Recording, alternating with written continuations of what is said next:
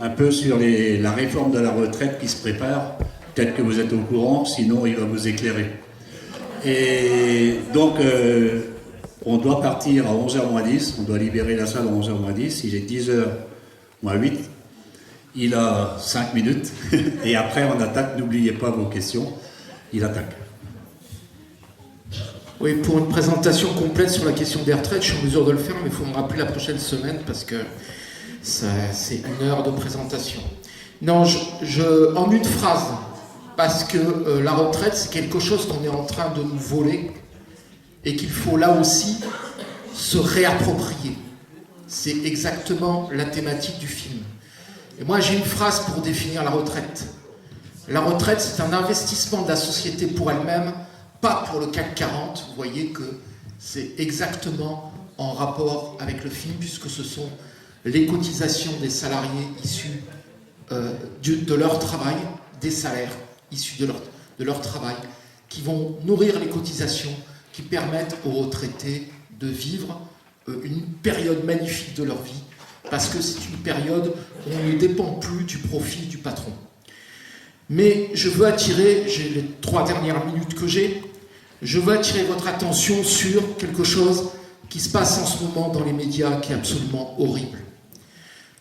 C'est la déformation, propagande, et je parle là précisément de la Pujadas Company, sur LCI où ça fait plusieurs soirs qui me gonflent, avec des graphiques qui évidemment, comme les cours de bourse, sont en permanence présentés comme étant la vérité inéluctable, et ceci est faux. Et pour justifier l'idée que plus on recule l'âge légal de la retraite, plus le taux d'activité augmente, et pas de raison que ça se modifie, un graphique a été présenté qui montre que le taux d'activité des seniors, c'est-à-dire de 55 à 64 ans, augmente depuis le début des années 90, 2010, suite aux différentes réformes sur la retraite. Alors je veux dénoncer, parce que derrière, ce qui apparaît comme des statistiques absolument irréfutables, se trouve une manipulation. Parce que quand vous prenez la catégorie d'âge 55 à 64 ans, en fait là-dedans vous avez 2 tranches d'âge. Vous avez 55 à 60 ans et vous avez 60 ans à 64 ans. Le taux d'activité des 55-59 ans, c'est-à-dire au moment où on avait décidé de mettre la retraite à 60 ans, est de 82%. Le taux d'activité de 60 ans à 64 ans tombe à 28%. D'où une moyenne qui nous est présentée par la Pujadas Company à 56%. Et essayant de montrer une évolution favorable du nombre de gens de plus de 60 ans qui travaillent. Et il y a un deuxième mensonge. C'est que dans ce graphique présenté avec toutes les formes de la vérité absolue, on mixe toutes les formes d'emploi, c'est-à-dire à la fois les fonctionnaires statutaires et nos collègues salariés du privé. Or, les fonctionnaires, par définition et par statut, et j'en suis un, j'en sais quelque chose, sont obligés de faire leur carrière jusqu'à l'âge légal. Sinon, ils perdent leur droit à retraite. Et nous avons, en tant que fonctionnaires, cette protection qui fait qu'on ne peut pas nous licencier. Et donc, lorsqu'on mélange à la fois les fonctionnaires qui sont statutaires, qui eux sont obligés d'aller jusqu'au bout, et nos collègues du privé qui eux sont licenciés à partir de 59 ans, on n'est plus dans la méthode scientifique, on est dans une approche de la tromperie et du mensonge. Donc je vous appelle, au-delà des manifestations des 19 et 21 janvier prochains, en attendant les autres, et des grèves à venir, de vous méfier de toutes les informations qui sont communiquées par les journalistes libres, des médias libres, du monde libre, mais soumis à 9 milliardaires. Tu peux venir ici. Voilà, donc je vais poser une question à l'économiste, qui sera assez bref, et après à Yves de Scopti. Et on ménagera un temps de questions pour la salle. Je vous propose 20-25 minutes là maintenant, et après on verra avec la salle. Alors je demande à l'économiste, la fermeture d'usines de production, est-ce que cela s'explique économiquement? Est-ce qu'il y a une raison économique à fermer une usine? Globalement, non. Et je pense que le film est très très bon. Parce qu'il permet de montrer deux choses. À la fois la violence du capital qui se sert de l'entreprise pour asseoir sa domination et son exploitation, et dans le même temps la richesse de la vie humaine et le collectif humain qu'est l'entreprise. Car l'entreprise, définie par le capital, c'est juste une source de profit. Si on la définit de manière humaine, ça fait longtemps que je réfléchis sur cette question, c'est un espace-temps humain créateur de richesse. Et c'est dans cette conception des choses que l'entreprise appartient à ceux qui travaillent et qui produisent des richesses, et non pas à ceux qui s'en mettent plein les fouilles en exploitant le travail d'autrui. Donc c'est toujours, et ça a été très bien montré dans le film, c'est toujours la finance qui pilote par ordinateur aujourd'hui le taux de rentabilité en amont, avant toute production, de ce qui se passe réellement dans les entreprises. Et je veux dire à mon camarade, mais je pense qu'il sera d'accord avec moi, on a une image dans le film qui est très symbolique. Quand il attaque la falaise et qu'il va sauver le financier, on voit que dans la vie réelle, les premiers de cordée, ce sont les ouvriers, car ce sont eux qui produisent les richesses. Alors Yves, c'est bien parce que tu m'amènes la question. Je te demande, moi, qu'apporte l'autogestion à la production d'une usine? Et on verra après l'aspect humain. Donc nous, ce qu'apporte la production, nous, dans notre cas, et on connaît plein d'autres coopératives aussi qui sont nées d'une lutte. Ce que ça apporte, c'est qu'on veut être fier de ce qu'on produit. Que ce soit en qualité, en temps de réponse avec les clients, etc. Et ce qui fait que tu participes à la production, c'est tu la vis. La production, tu la vis, tu la réfléchis, tu la décides et tu travailles pour cela. Et aujourd'hui, nous, à Scopti, on a un luxe que beaucoup d'ouvriers ne connaissent pas, c'est qu'on est fiers de nos produits. Voilà, quand on était à Fralib, on travaillait parce qu'on avait un chèque à la fin du mois, et un beau chèque, et voilà, mais c'est tout. Il n'y avait pas d'autre raison humaine. Là, il y a une dimension qui est cette fierté-là, et on est fiers parce que ce sont nos produits.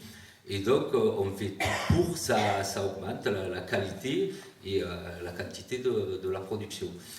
Ça peut amener aussi, on est plus attentif dans tout ce qui est, parce que nous, on est une usine agroalimentaire, même si on fait des produits secs, donc ça peut d'impact sur la santé, mis à part quand même les allergènes. Donc on est très attentif et on est très rigoureux personnellement par rapport à ces problèmes-là, parce que c'est notre usine, c'est notre production, et donc voilà, on a un impact par rapport à ça. Je dis ça par rapport, on a vu à tout ce qui s'est passé dans certaines usines, Kinder, Buitoni, etc. Et à un moment donné, tu te dis, putain, mais comment tu peux travailler là-dedans, quoi? Comment tu peux, puisque tu fais de l'alimentaire, toi-même, pas te poser les questions en disant, non, je ne peux pas contribuer à ça. Et donc, nous, on est très rigoureux à ce moment-là. Et je vais donner un petit exemple. Moi, j'étais aux matières premières. J'étais à l'aromatisation, sous le temps de Fralib. C'est-à-dire, j'aromatisais le thé et les infusions. Quand je suis rentré en 95, on utilisait encore des arômes naturels et des thés de qualité.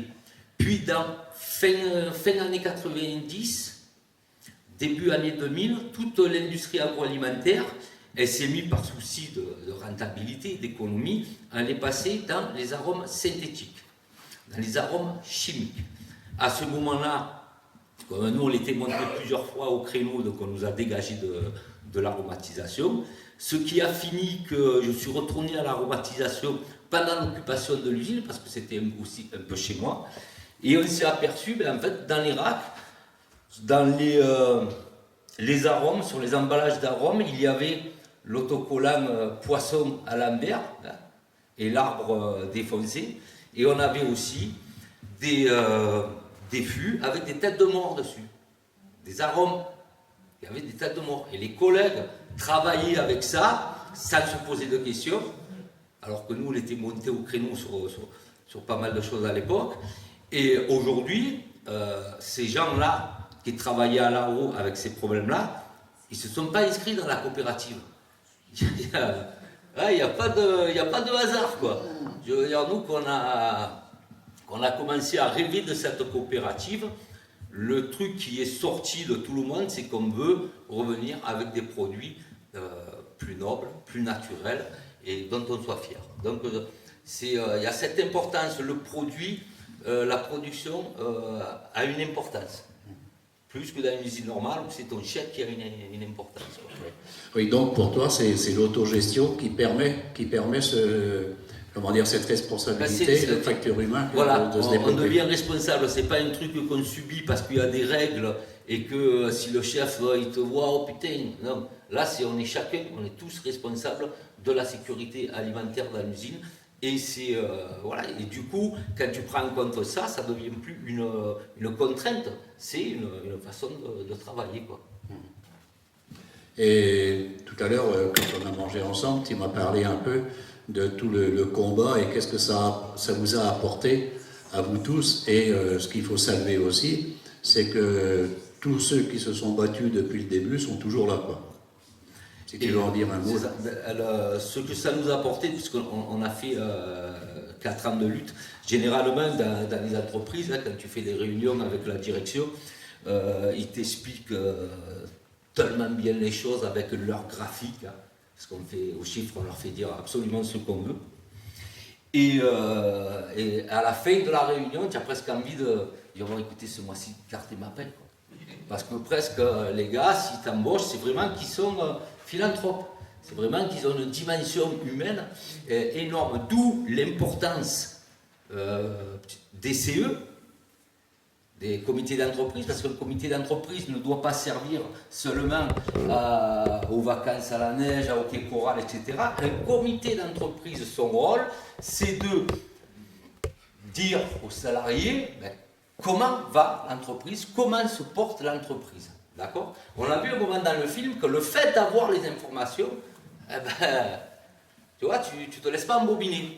Et nous, donc, on avait cette force-là, c'est-à-dire que plutôt que de programmer des vacances de neige, etc., nous, on programmait des procès où on envoyait le patron au juge parce qu'il refusait de nous donner les éléments, ce qui est illégal. Et quand tu as les bons éléments, déjà, il ne peut pas te raconter ce que tu veux. Et puis, deuxièmement, c'est par la connaissance de ces bons éléments qu'on a pu casser 4 fois le plan social.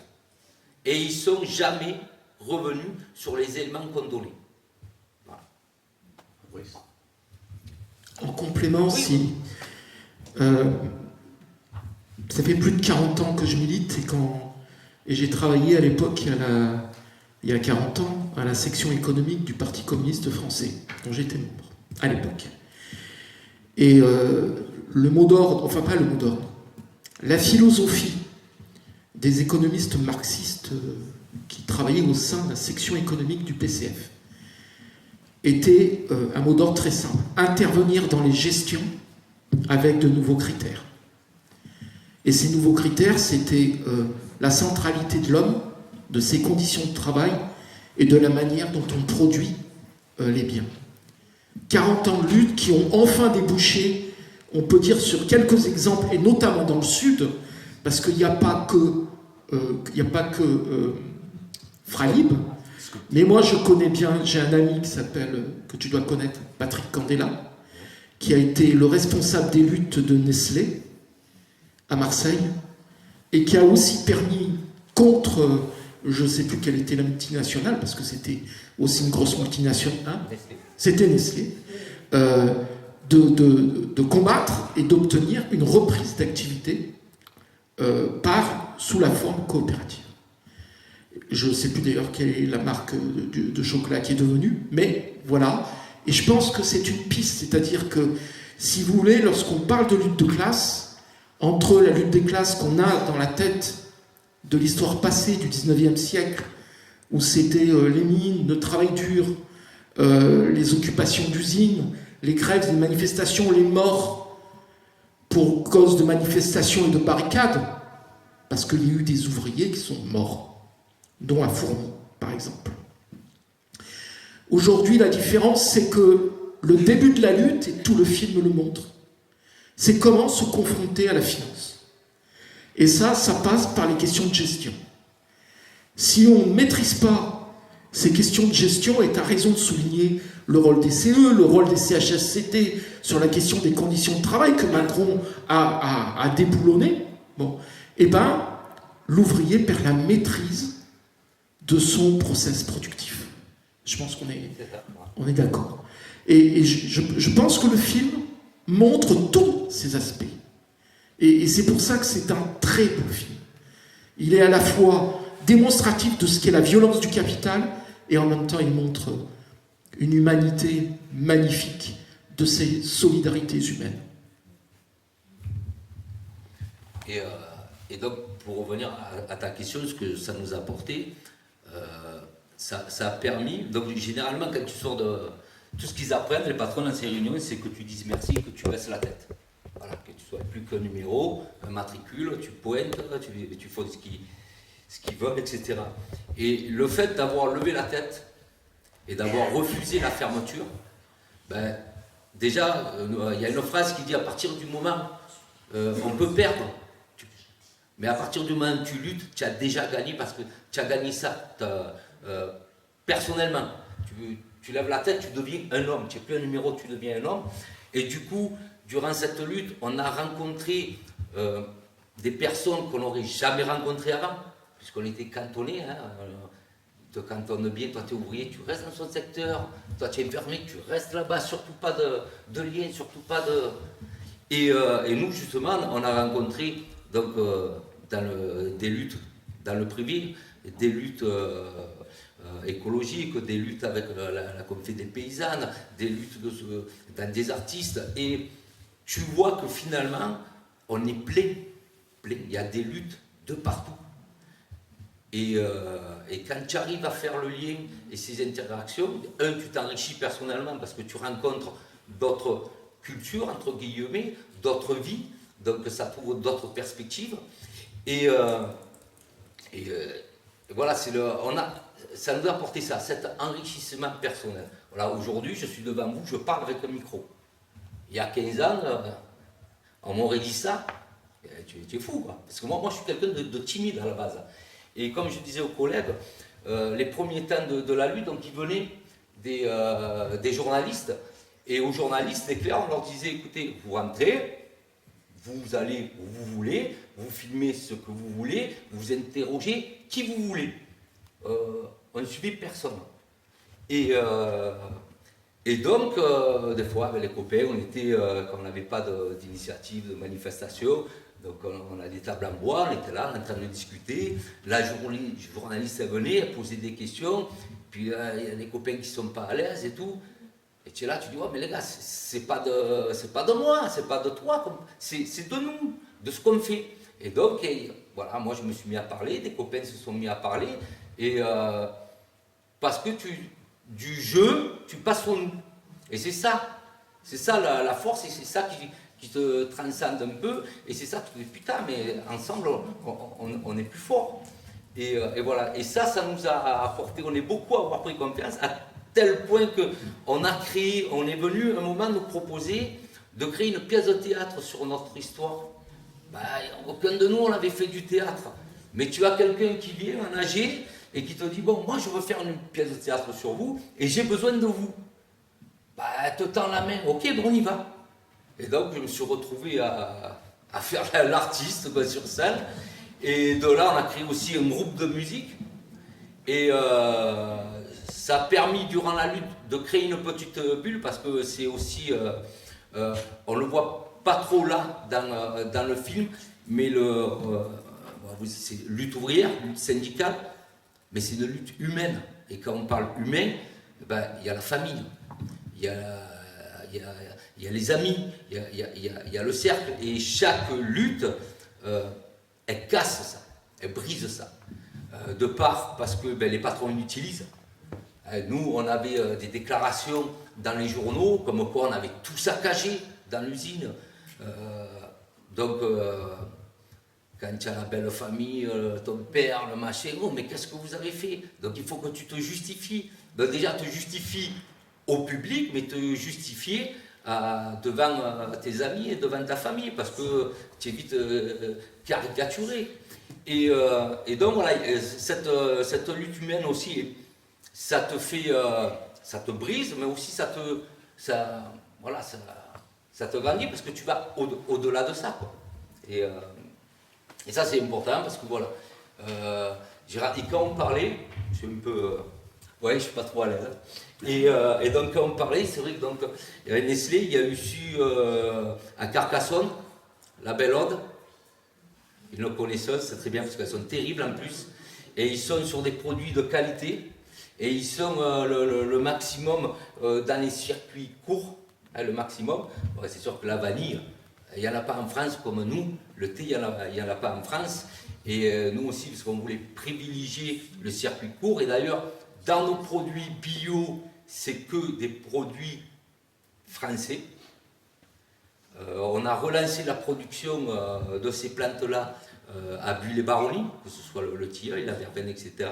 Ensuite, pour les produits 1336, ce n'est pas des produits en France, parce qu'en France, il n'y en a plus.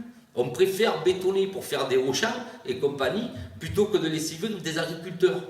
Ce qui fait qu'aujourd'hui, ben, la France, on n'est plus en autosuffisance alimentaire.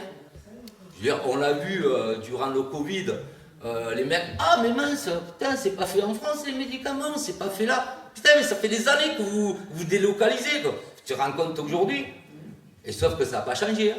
3 ans après, on retombe sur le même problème. Et on a aussi ce problème-là en agroalimentaire, où donc tous les produits ne viennent pas de la France, mais on est sur des produits de qualité, comme les copains de la Belle Ode.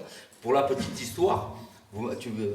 Ouais, parce que moi je ne m'arrête plus, c'est 4 ans de ma vie, mais ça a duré 10 ans pour nous. Encore, tu vois.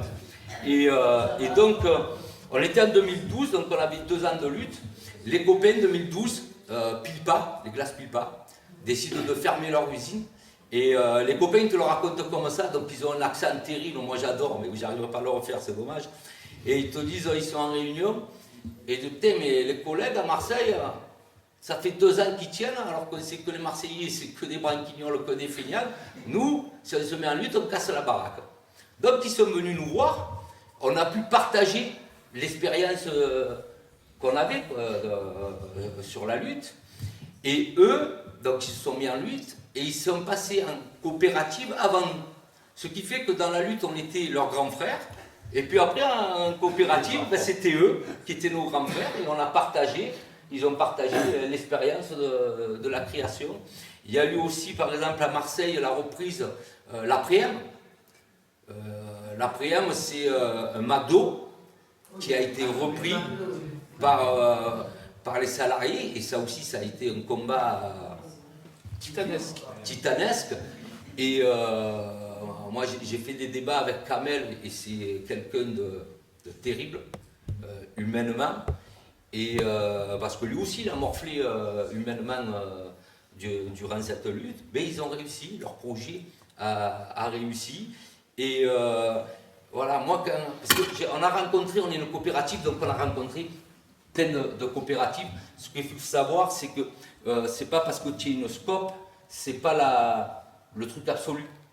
Ça dépend des valeurs que tu mets dedans, dans ta coopérative.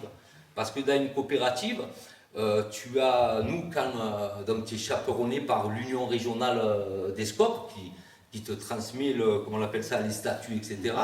Où quand on a reçu les statuts, on a fait une réunion, on a annoncé ça on n'est pas d'accord, ça on enlève, ça on... Là, les gars, les statuts de la coopérative, c'est ça. En fait, nous, l'usine qu'on voulait inventer, il n'avait pas de statut juridique, et il aurait fallu qu'on continue à se battre pour en créer un, mais au bout de 4 ans, c'est voilà, c'était. Voilà. Moi non, parce que ça commençait à devenir un peu schizophrène. Et donc, par exemple, quand tu fais des réunions avec les gars de l'URSCOP qui te parlent de dividendes, on a dit non. Ou de capitaliser le capital, on a dit non. Nous, on s'est battu contre les actionnaires. Ce qui met à mal le pays, c'est les actionnaire. Je veux dire, à un moment donné, on se dit, ouais, on va baisser les retraites, on va faire plus loin les recettes. Les retraites, quand à côté, on verse des dividendes aux actionnaires. Oh les gars, il n'y a pas de souci là, ça on n'en parle pas. Et voilà. Et on a rencontré des coopératives. On a rencontré un mec qui avait fait le tour de France des coopératives. Et il a travaillé avec nous sur le marketing des boîtes. Et lui aussi nous a dit, ben, il y a à boire et à manger. Par exemple, à Paris, il avait rencontré une coopérative. Les coopérateurs étaient dans les bureaux. Et c'était une coopérative d'égoutiers, et les égoutiers, ben, c'était des migrants. Ce qu'il faut savoir, c'est que dans les appels d'offres d'une mairie, vous avez une partie qui est réservée pour les scopes. Donc vous avez les petits malins qui créent des scopes. Pour avoir. Voilà. Il y a dernièrement aussi, on a été appelé par une... Et moi, quand je me laisse, c'est... Oui, dernièrement, on avait été appelé par une coopérative aussi, les coopérateurs, qui n'étaient pas coopérateurs, qui étaient juste salariés, avaient 16 ans d'ancienneté. Dans une coopérative, tu es un salarié qui a 16 ans d'ancienneté. Normalement, au bout d'1 an, tu as de 1 à 3 ans dans les statuts. Nous, on a mis 1 an. Si on a une salariée, au bout d'1 an, c'est elle qui dira, voilà, je veux être coopératrice. Donc ces gens-là, ces copains-là, ils voulaient devenir coopérateurs, mais les deux refusaient. Et donc, on a gratté derrière avec notre avocat, etc. Et ben oui, parce que les bénéfices, ils n'étaient que 2 coopérateurs. Ils étaient à 2 à se partager, quoi. Et malin, tu vois. Mais quand tu sais pas, parce que quand il a une coopérative, tu te dis, putain, c'est le monde de bisounours. Sauf que si en haut, c'est 2 gargamels, ben, mais c'était ça, quoi. Et donc, on leur a expliqué, nous, comment ça se passait, comment, normalement, ça doit se passer. Et donc, il y a eu des procès, etc. Donc, les 2 ont été virés, et ils ont repris leur coopérative. On a eu aussi des copains distributeurs de journaux, hein, les Axiosad, qui ont aujourd'hui créé leur SKIC, qui est une autre forme de coopérative, puisque dedans, il y a d'autres intérêts. Donc voilà, comme on en parlait, moi je suis de la CGT, hein, c'est pour ça je dirais juste un petit mot. Ce qui m'a déplu dans le film, c'est que, non mais je l'ai dit avec le réalisateur, donc, ce qui m'a déplu dans le film, c'est la phrase où les syndicats sont morts. Je veux dire, les syndicats, déjà le syndicat c'est pas une entité invisible. Ce qui fait la force d'un syndicat, c'est les syndiqués. Si tu n'as pas de syndiqués qui te suivent, ton syndicat, et nous, c'est une lutte ouvrière, une lutte syndicale, c'est cela qui nous a apporté les réseaux pour avoir des experts, pour valider notre projet, pour avoir un avocat, pour nous défendre lors des procès, etc., etc. Donc voilà, je voulais juste... J'aime bien dire ça parce que je suis quand même sensible. Oui, mais on est d'accord avec ça. Le syndicat est aussi un peu comme le politique dévalorisé. Et c'est une erreur à mon avis. Alors, on va donner la parole à ça. Un tout petit mot. Ah, vas-y. Vraiment 2 minutes.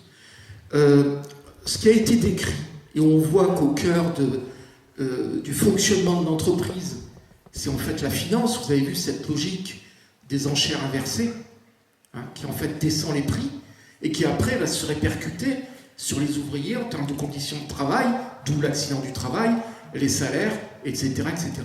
Bon. Il ne faut pas croire que ça n'existe que dans les entreprises et les usines. Aujourd'hui, et je peux vous le dire parce que moi je l'ai vécu, le service public est directement touché par ce qu'on appelle la financiarisation.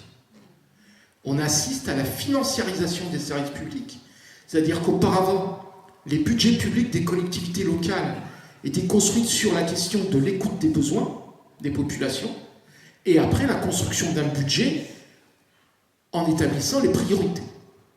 Aujourd'hui, c'est plus comme ça. Aujourd'hui, les budgets, ça c'est le macronisme l'a accéléré, en plus en détruisant les communes. Vous avez une enveloppe budgétaire donnée, et là-dedans, vous faites rentrer l'activité que vous pouvez faire rentrer. C'est la finance d'abord, et l'activité après. Et toute notre société est victime, est en train de mourir de ça. Retraite comprise, comme je vous l'ai montré tout à l'heure. On va partir avec les questions de la salle et on se garde les 5 dernières minutes, c'est-à-dire à moins le quart, on arrêtera et tu parleras un peu des coopérateurs, justement du rôle que peuvent avoir les... Alors, la parole est à la salle.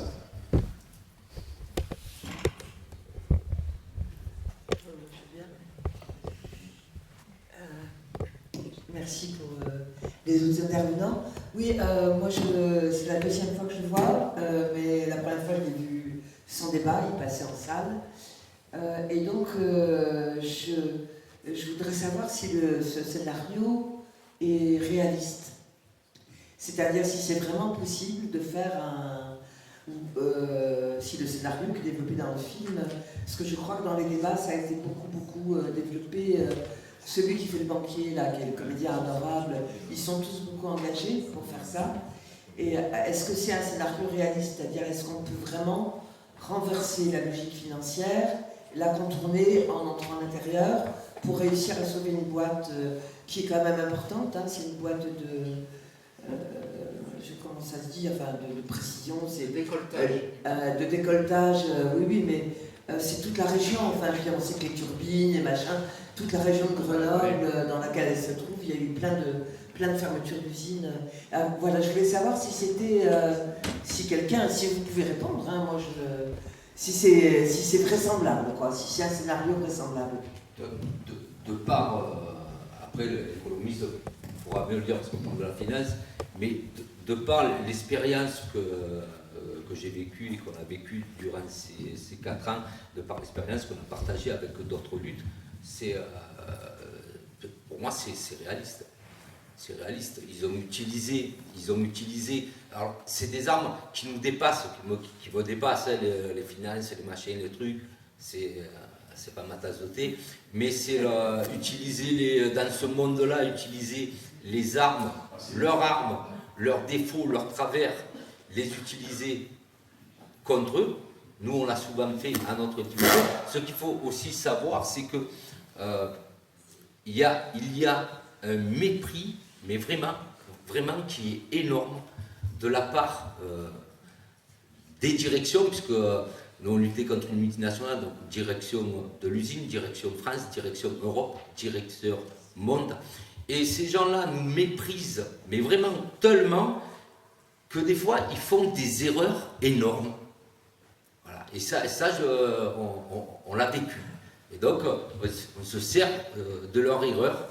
Ils ne vont pas jusqu'au bout des choses parce qu'ils se sentent tellement supérieurs et c'est une réalité. Hein. C'est un truc qu'on a vécu et c'est pour ça qu'on s'est battu jusqu'à la fin. Oui, l'histoire de Franib, je la connais très oui. bien. Non, mais c'est pour ça que je te dis. On soutient depuis 5 ans. Mais c'est pour ça que je te dis que de mon point de vue, c'est possible. Dans le film, c'est pas le même possible. scénario, il n'y a pas de lutte. C'est pas une lutte où ils prennent le pouvoir à C'est l'intérieur. une lutte des chiffres. C'est totalement différent, ils passent par l'extérieur. C'est pour ça que je pose la question.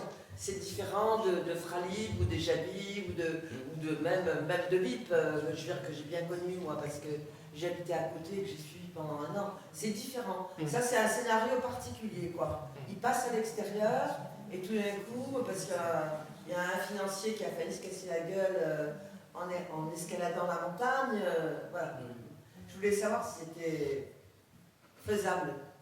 Alors, je ne suis pas financier. Je suis qu'économiste. Et c'est pas le même monde. enfin en tout cas de la formation que j'ai eue. Pour ma part, je pense que ta question est intéressante, parce que il est vrai que la manière dont le film montre le cheminement pour accéder à cette prise de pouvoir dans l'entreprise est très complexe, et se confronte aux arcanes de la finance. Et il n'est pas sûr d'ailleurs que tu en ressortes vivant. Bon. Mais ce qui est intéressant dans le film, au-delà de savoir si c'est possible ou pas, c'est, si tu veux, cette image qui revient sans cesse dans le film de l'escalade. Ce qui est fait, d'ailleurs, c'est celui qui prend la direction de l'entreprise qui fait l'escalade. Il montre la voie. Je pense que le film, la philosophie profonde du film, c'est de montrer la voie qu'il est possible pour les ouvriers associés. Et de sauver un financier. Pardon ? Et de sauver un financier. Non, alors, il sauve un financier. C'est aussi dans le film. Oui, mais c'est ce que j'ai dit tout à l'heure, c'est que, à la différence de Macron qui parle des premiers de cordée, les vrais premiers de cordée de la vraie vie, ce sont les ouvriers associés. Et c'est eux qui sauvent les entreprises. Mais si tu veux, c'est cette image que j'ai. Ça montre la voie. Après, le film, c'est un film. Oui, je voulais rebondir sur l'idée de la voix. Je trouve que la falaise de Barbier, je crois, rythme assez bien le film. Mais je trouve que le thème du vertige est important. Parce qu'il n'y a pas seulement le vertige de l'escaladeur ou du gars qui va les trahir. Il y a le vertige aussi de la finance, avec tous ses chiffres, son jargon, son cynisme. Il y a le vertige aussi du collectif, qu'on le va vaincre à se lancer dans une entreprise, se l'approprier, qu'on va vaincre avec la fierté. Et j'ai aimé le petit détail, celle qui va trahir le directeur, enfin qui va trahir elle porte le chignon à la Kim Novak dans le film d'Alfred Hitchcock, et le film c'est Vertigo. Et quand vraiment elle va être avec eux, elle va se dénouer le chignon, et il n'y a plus ce vertigo, enfin il n'y a plus donc on continue le thème du vertige, elle a les cheveux normaux, elle n'est plus à 4 épingles comme l'espace au directeur. Et il faudrait voir, mais je pense que la falaise rythme bien le film à plusieurs moments. D'ailleurs, à un moment, on a un plan en plongée totale dans une salle presque clinique à Genève, et encore qui nous ramène cette vertige aussi. Il y a beaucoup de plans qui surplombent aussi la ville. Donc je pense que le thème du vertige de la falaise qui vient rythmer le film, c'est très important. Absolument. Merci.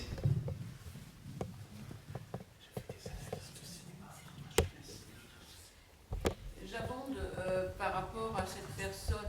Moi, je trouve que c'est pas, que c'était pas crédible comme histoire, quoi. En fait, ils se sont embrouillés dans toutes ces notions financières et qu'un kidam ne peut pas aborder. Et donc, vous n'avez pas fonctionné comme ça. Mais ils sont rentrés là en utilisant cette financiarisation. Je ne sais pas. Bon, Gilles Perret, il fait des documentaires. Là il a fait une fiction, c'est un peu boiteux quand même. Oui. Moi, je pense que c'est plus réaliste qu'on le croit. Je pense. Hein. Je pense qu'il s'est documenté, comme tu dis, et des rachats qui nous paraissent surprenants, là, de crédit, ça paraît effectivement.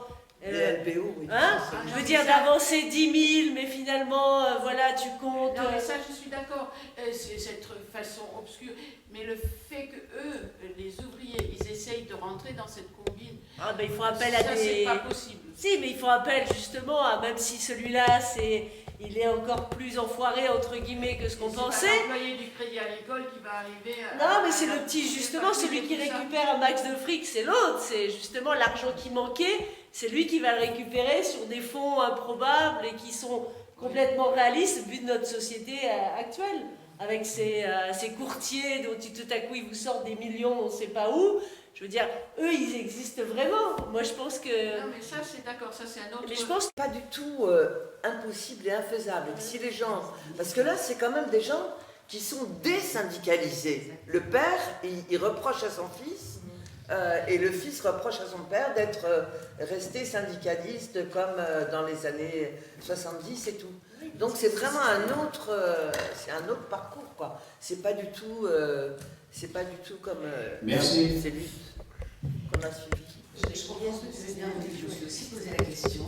En même temps, j'ai absolument pas envie de minimiser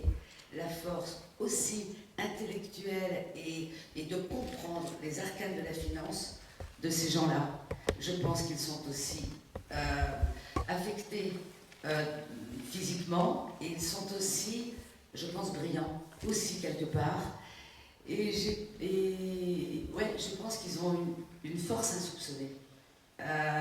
Et en tous les cas, ouais, moi je pense qu'ils sont tout à fait capables. Je le crois vraiment. Je le crois vraiment. Et je suis assez fière de voir ça, parce que je pense que c'est partout et que malheureusement, on reste à écraser, quoi. On reste à écraser comme on est écrasé, comme... Enfin voilà, sans aller dans du politique ou du machin. Non, je pense à leur force, je pense qu'ils en sont absolument capables. Je le pense. Mais je pense que le message profond du film, il est là.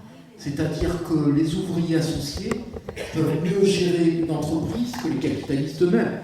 Parce que les capitalistes ont comme objectif uniquement l'accumulation du capital, comme dirait Marx, tandis que les salariés associés vont chercher à répondre le mieux possible aux besoins qu'ils ressentent, et dans le même temps, leur production, qui est sous la forme associative, productive, va respecter l'ensemble de ceux qui participent à la production. Et une fois de plus, je reprendrai mon image parce que je trouve que le film est très beau là-dessus. Je ne sais pas, au détail près, si on est en capacité de combattre la finance comme c'est montré dans le film. Ce que je sais par contre, c'est que ce film montre la voie d'un cheminement possible pour une réappropriation collective des moyens de production, définition du communisme.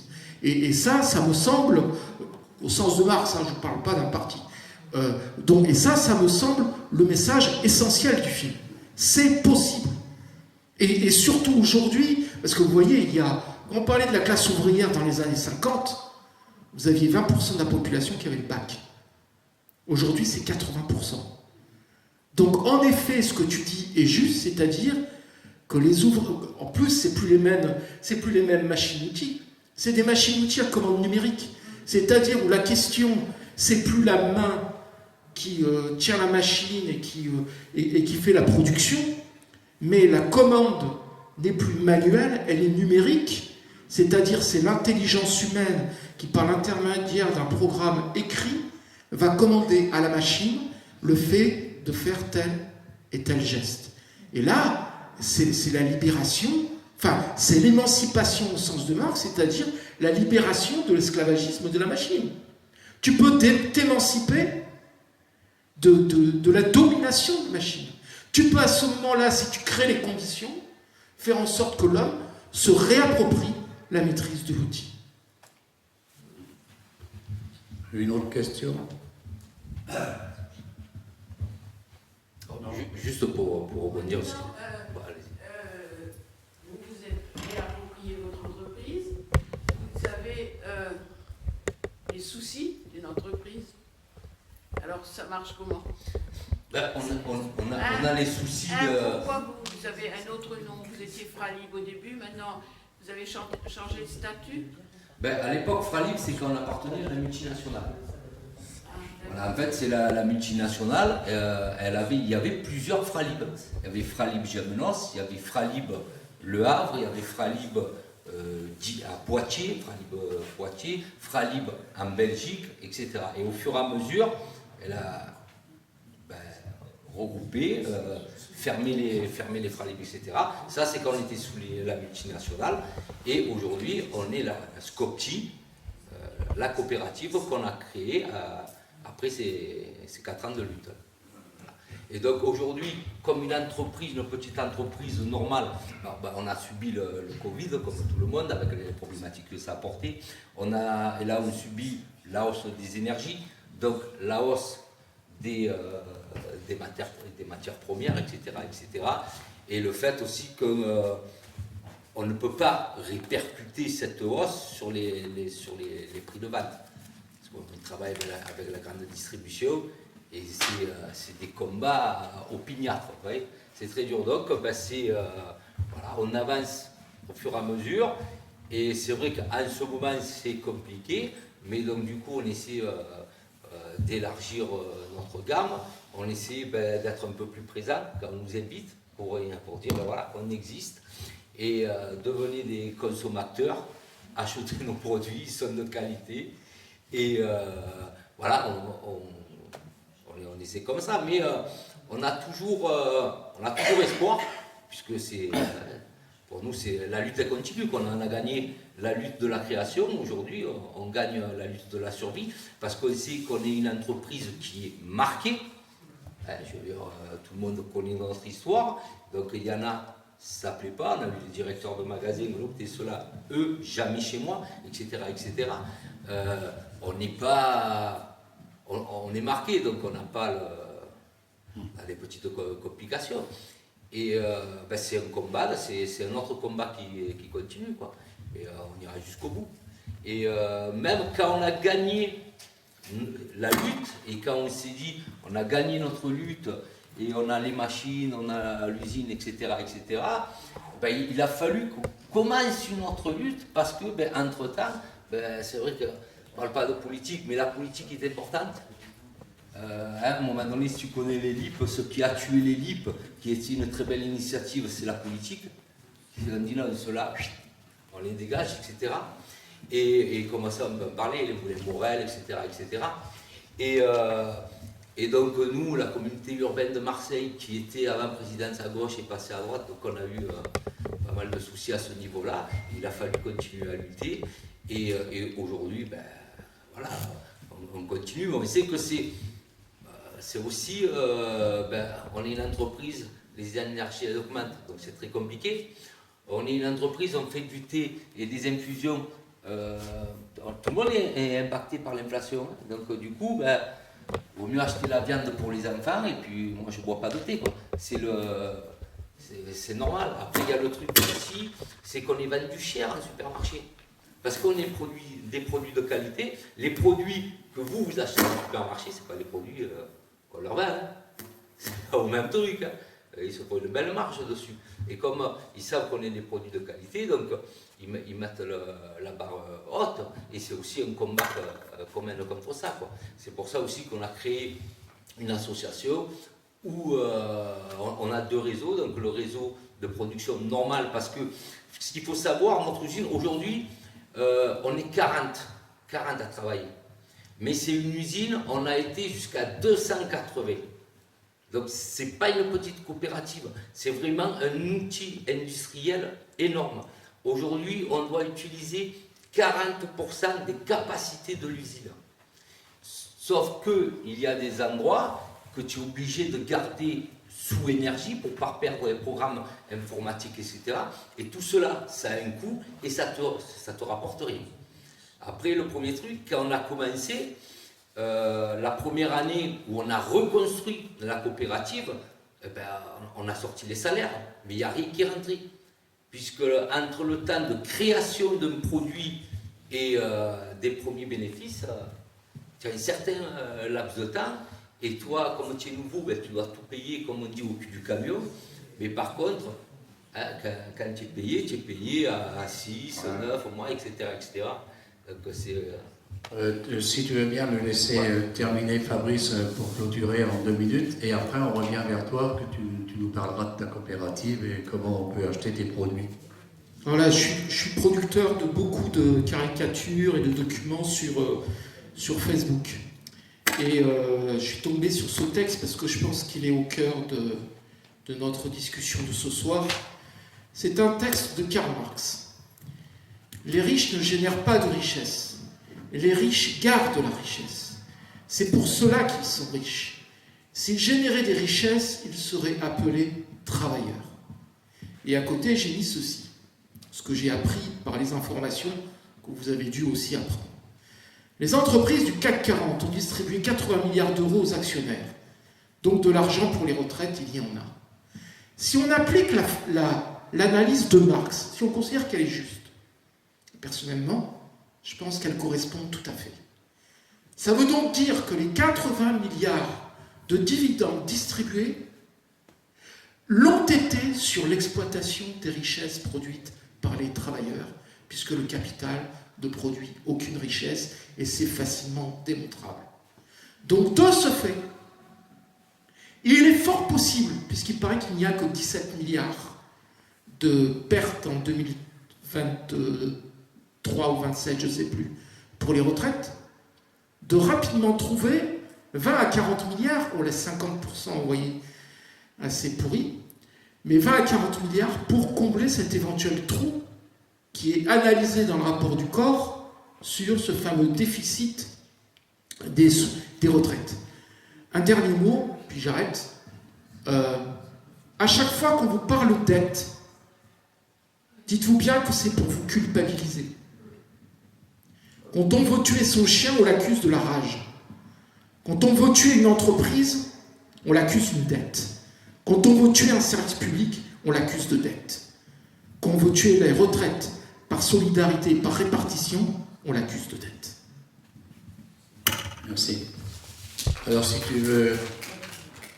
Oui, donc voilà, donc coopérative Clé d'Infusion, comme je vous l'ai dit, infusion bio, région Buis-les-Baronnies, où on a fait un partenariat avec eux. Ce n'est pas des relations fournisseurs-clients, c'est des relations vraiment fraternelles. Et pour la petite histoire, durant qu'on était en lutte, parce qu'on n'a rien inventé, on se sert des expériences passées et on s'est servi des LIP qui avaient à l'époque produisé. Nous produisons, nous vendons, nous vivons. Et donc nous aussi, on a eu cette idée-là de produire un produit et le vendre pour un produit médical durant notre lutte. Donc on est allé à Buis-les-Baronnies.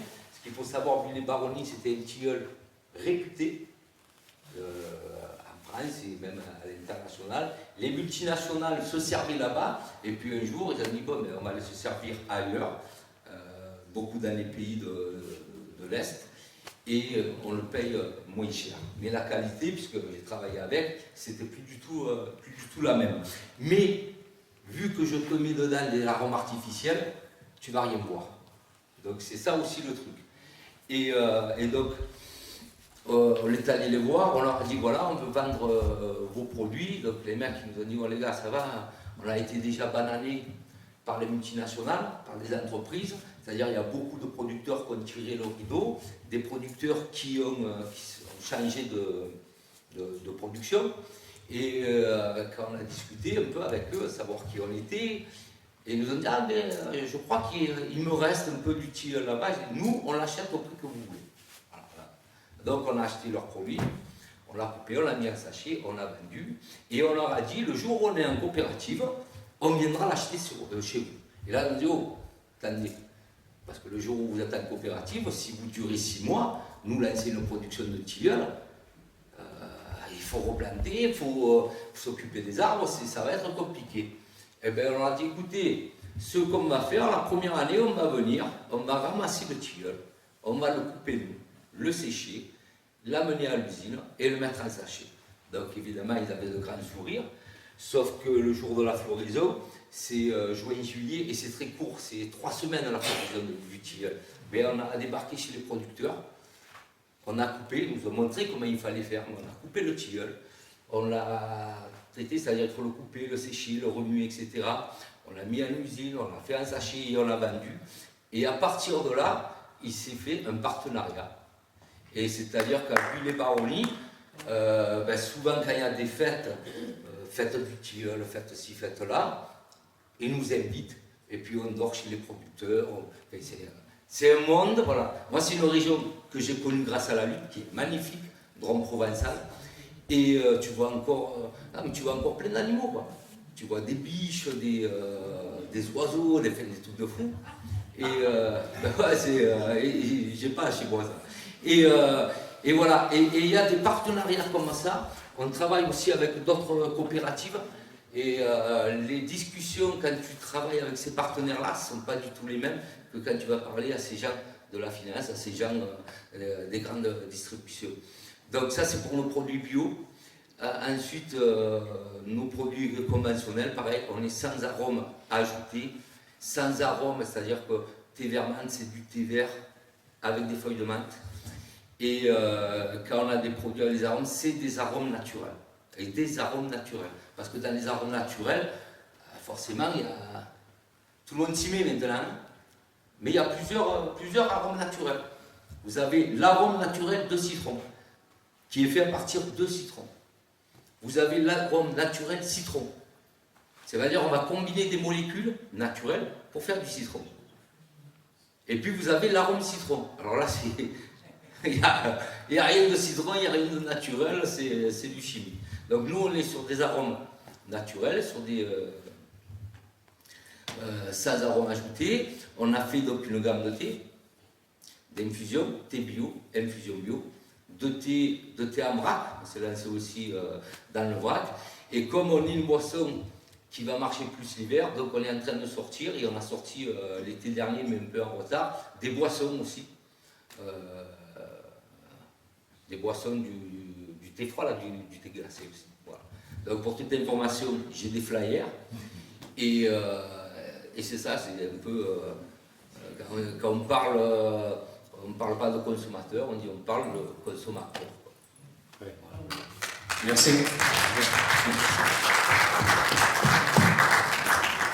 Tu veux donner tes flyers parce qu'ils vont tous partir. Moi, s'il y a...